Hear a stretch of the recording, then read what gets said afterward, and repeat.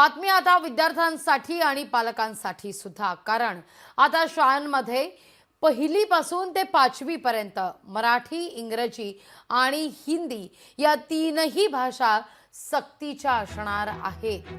राष्ट्रीय शिक्षण धोरणाची राज्यात शैक्षणिक वर्ष 2025-26 पासून म्हणजेच यंदापासूनच अंमलबजावणी सुरू करण्याचा निर्णय घेण्यात आलाय आणि या नव्या धोरणानुसार आता पहिलीपासूनच मराठी, इंग्रजी बरोबरच हिंदी भाषा सुद्धा सक्तीची करण्यात येते।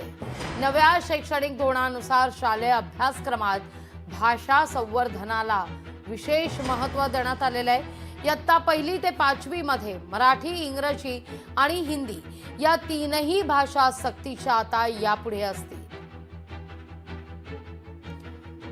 याविषयी अधिक माहिती घेऊया आपले प्रतिनिधी अमोल धर्माधिकारी यांच्याकडून। अमोल, काय अधिक माहिती या सगळ्या संदर्भात? आता पहिलीपासूनच तीनही भाषा, तीनही प्रमुख भाषा या सक्तीच्या असणार आहेत, अर्थात मराठी, इंग्रजी आणि हिंदी।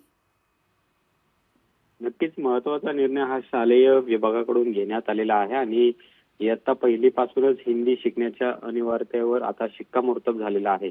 अभ्यासक्रम जो आहे 2024 त्या आराखड्यानुसार मराठी, इंग्रजी आणि माध्यमांच्या शाळांमध्ये 1ली ते 5वीच्या विद्यार्थ्यांना आता हिंदी सुद्धा भाषा आहे ती शिकवली जाणार आहे। 3 प्रमुख भाषा आता खरं तर या 1ली ते 5वीच्या शिक्षणामध्ये असणार आहेत।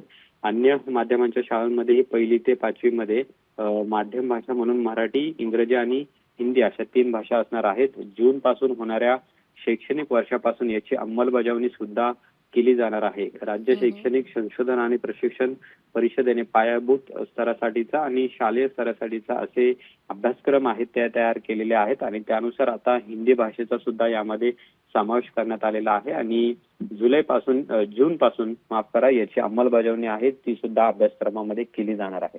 अगदी अमोल, धन्यवाद तुम्ही दिलेल्या एकूणच सविस्तर माहिती करता।